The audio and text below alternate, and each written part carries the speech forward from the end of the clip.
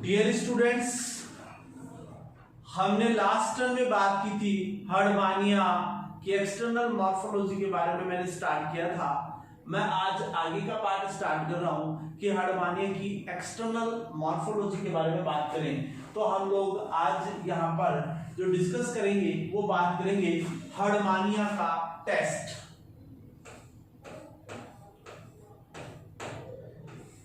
देखिए, हर्डमानिया का जो टेस्ट है इसके ऊपर परीक्षा के अंदर शॉर्ट नोट क्वेश्चन कई बार एग्जाम में पूछा जाता है और हर्डमानिया की एक्सटर्नल मॉर्फोलॉजी जो है उसके ऊपर फुल क्वेश्चन कई बार परीक्षा में आ जाता है।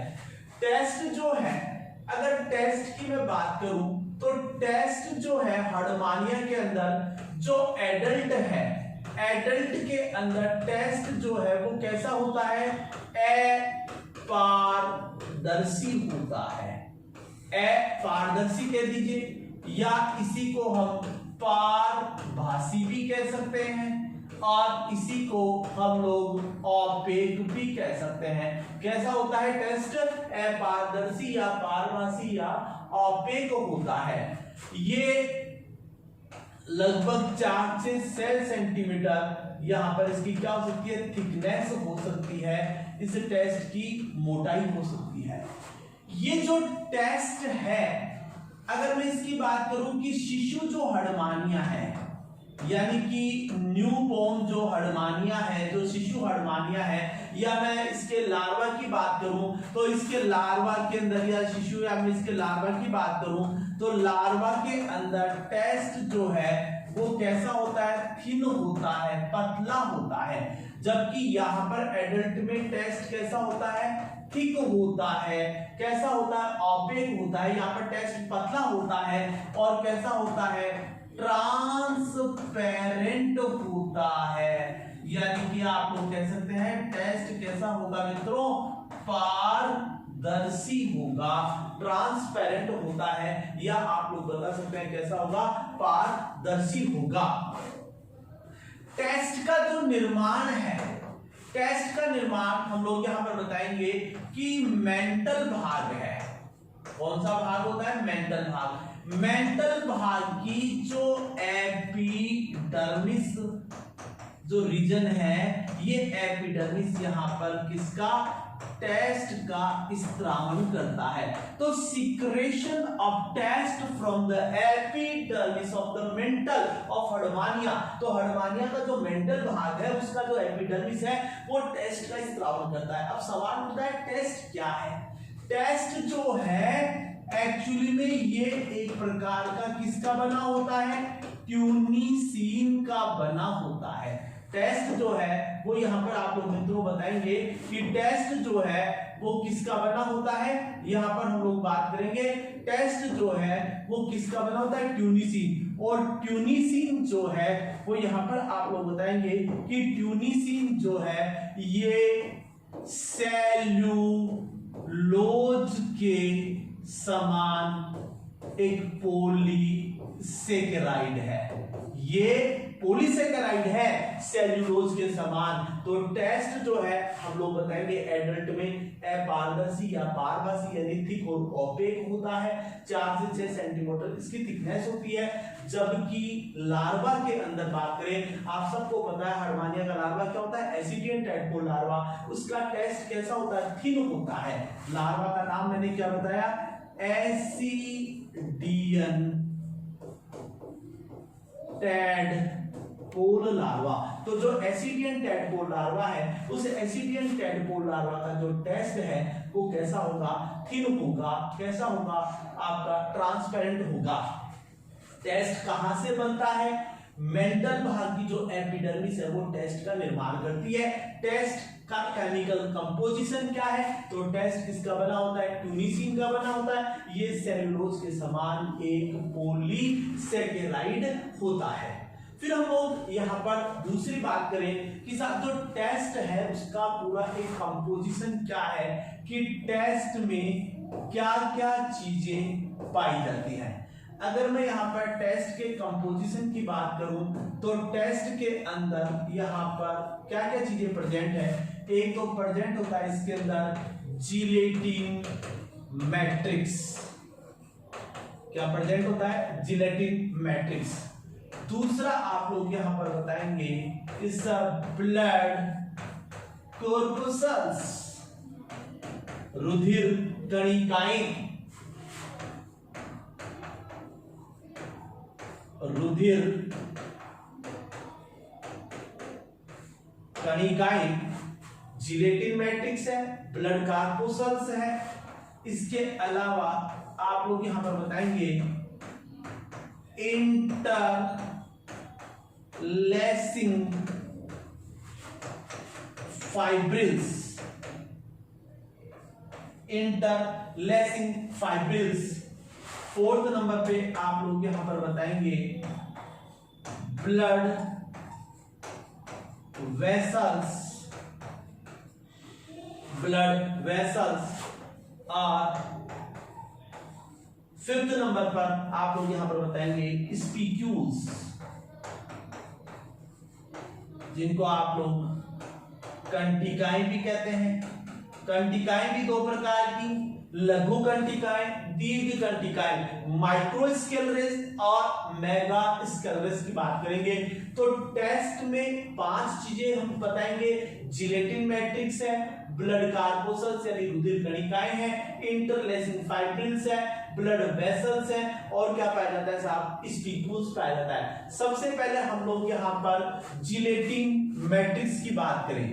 देखिए मित्रों, ये जो जिलेटिन मैट्रिक्स है, अगर मैं यहाँ पर इस जिलेटिन मैट्रिक्स की बात करूं तो जिलेटिन मैट्रिक्स जो है वो यहाँ पर एक्चुअली में ये किसका बना होता है, ये ट्यूनीसिन का बना होता है, जो कि सेलुलोज के समान एक पॉलीसेकेराइड है। तो मैट्रिक्स जो है टेस्ट का वो किसका बना होता है, ट्यूनीसिन का बना होता है, जो कि सेलुलोज के समान पॉलीसेकेराइड है। अब हम बात करते हैं कि ब्लड कॉर्पस्कल्स कौन कौन सी होती हैं। यदि मैं यहां पर बात करूं कि ब्लड कॉर्पस्कल्स की बात करूं कि यहां पर ब्लड कॉर्पस्कल्स कौन कौन सी होंगी, तो ब्लड कॉर्पस्कल्स को यदि देखें,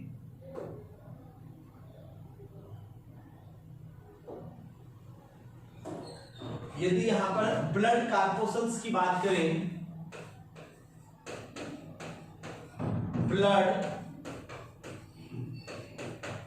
कॉर्पस्कल्स की बात करें तो ब्लड कॉर्पस्कल्स में हम बात करेंगे लार्ज इओसिनोफिल्स, बात करेंगे स्मॉल इओसिनोफिल्स, यहां पर बात करेंगे, यहां पर स्फेरिकल वैक्यूलेटेड की बात करेंगे, यहां पर हम लोग बात करेंगे ग्रेनुलर सेल्स की बात करेंगे, स्मॉल नर्व सेल्स की बात करेंगे, यहां पर हम लोग बात करेंगे स्फेरिकल वैक्यूलेटेड की बात करेंगे, ग्रेनुलर सेल्स की बात करेंगे, अमीबॉइड की बात करेंगे।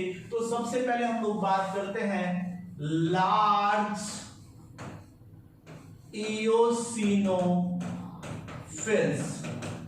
ये जो लार्ज इओसिनोफिल्स है, अगर मैं इस लार्ज इओसिनोफिल्स की बात करूं तो यहां पर ये आकार में बड़ी होती है, लार्ज इन साइज, आकार में बड़ी होती है। यहां पर न्यूक्लियस जो है वो आपका कहां पर पाया जाता है, केंद्र में स्थित होता है, केंद्र में स्थित है। न्यूक्लियस कैसा होता है, बड़ा होता है, लार्ज इन साइज। अगर मैं यहां पर डायग्रामेटिक देखूं तो यहां पर फॉर एग्जांपल के लिए, जैसे फॉर एग्जांपल के लिए मैंने आपका बनाया लार्ज इओसिनोफिल्स, और यहां पर जो न्यूक्लियस है, न्यूक्लियस आपका कहां पर पाया जाता है, सेंटर के अंदर पाया जाता है। न्यूक्लियस जो है वो कहां पर पाया जाता है, केंद्र में पाया जाता है। और इस तरह से हम लोग ये बनाते हैं, क्या है, लार्ज इओसिनोफिल्स। इसी तरह से यदि मैं दूसरी बात करूं,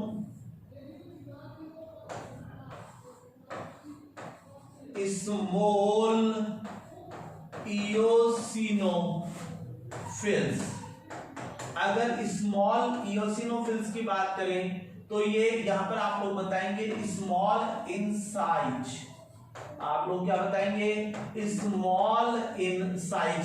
ये आकार में कैसी होती है, छोटी, जैसे आकार में छोटी है, लेकिन यहाँ पर न्यूक्लियस जो है वो कहां पर पाया जाता है, परिधि भाग पर। न्यूक्लियस कैसा होता है, छोटा होता है। यहां पर हम लोग बताएंगे ये भी क्या है, न्यूक्लियस है, केंद्रक है, और यहाँ पर भी आप लोग क्या बताएंगे, ये क्या है, न्यूक्लियस, या इसी को आप लोग क्या कह सकते हैं, केंद्रक कह सकते हैं। तो small eosinophils, small in size, यहाँ पर भी हम लोग वही बात करेंगे कि साइज में स्मॉल होता है, और न्यूक्लियस जो है वो कहां पर पाया जाता है, ये पेरिफेरल इन पोजीशन, यानी कि न्यूक्लियस जो है वो परिधि भाग पर पाया जाता है।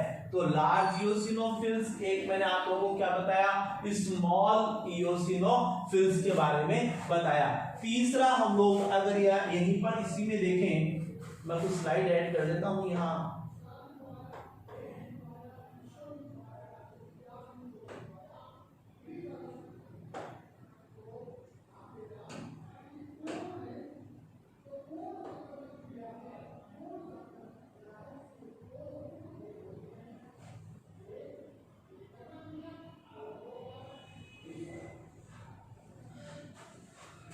थर्ड हम लोग बात करेंगे यहां पर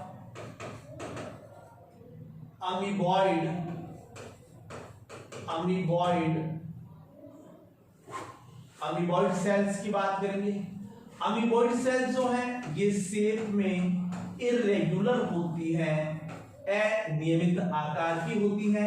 जैसे अगर हम लोग बात करें तो ये अमीबॉइड सेल्स हो गई, और ये अमीबॉइड सेल्स में क्या हो गया, यहाँ पर हमने क्या बना दिया, न्यूक्लियस बना दिया। तो अमीबॉइड जो सेल्स है वो शेप में कैसे होती हैं, इरेगुलर होती हैं, और ये फेगोसाइटिक नेचर की होती है।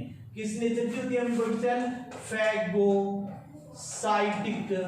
नेचर, यानी कि ये भक्षक प्रकार की कोशिकाएं होती हैं। और यहाँ पर हमने इसमें क्या बना दिया साहब, ये यहाँ पर आप लोग क्या बताएंगे, इसके अंदर हमने बता दिया क्या, न्यूक्लियस। इसी तरह से हम लोग बात करें ग्रेनुलर सेल्स की बात करें,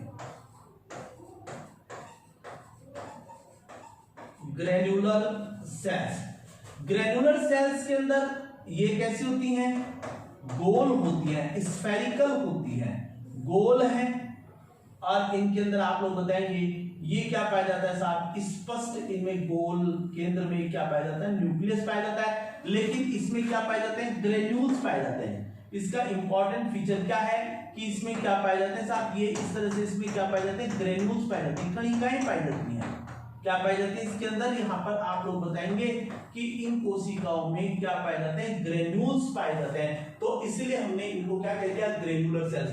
अमीबॉइड सेल्स इरेगुलर है, फेगोसाइटिक नेचर में, आपका न्यूक्लियस केंद्र में है, यहाँ पर ये स्यूडोपोडियल प्रोसेस देखने को मिलते हैं। इनको आप लोग क्या बोल सकते हैं, स्यूडोपोडियल,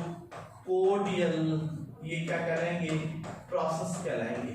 और इसी तरह से बात करें ग्रेनुलर सेल्स, गोल होती है आकार में, छोटी है, लेकिन यहाँ पर केंद्रक सुविकसित है, स्पष्ट दिखाई देता है, और साइटोप्लाज्म के अंदर यहाँ पर क्या नजर आते हैं, ग्रेन्यूल्स नजर आते हैं। तो कोशिका द्रव में यहाँ पर क्या दिखाई देती हैं, ये कणिकाएं दिखाई देती हैं। फिर उसके बाद में हम लोग आगे बात करते हैं स्फेरिकल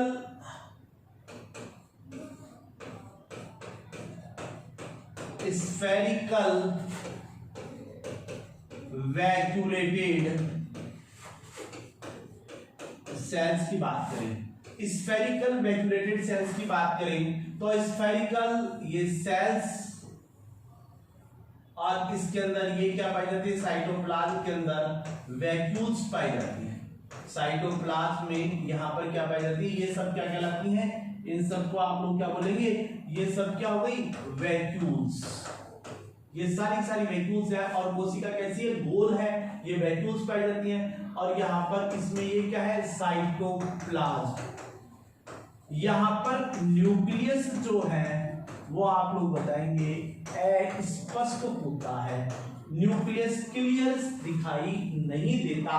फिर इसी तरह से यहाँ पर हम लोग बात करें स्मॉल नर्व फाइबर्स, यहां पर हम लोग अगर देखें तो स्मॉल नर्व फाइबर सेल्स भी दिखाई देती हैं। अगर देखें हम लोग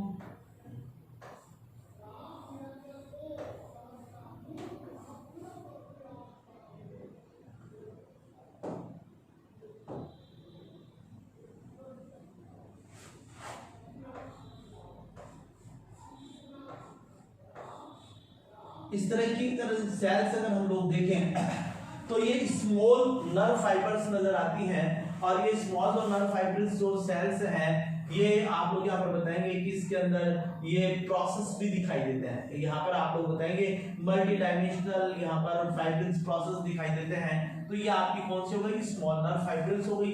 और एक लास्ट मैं और डिस्कस कर दूं यहाँ पर स्क्वामस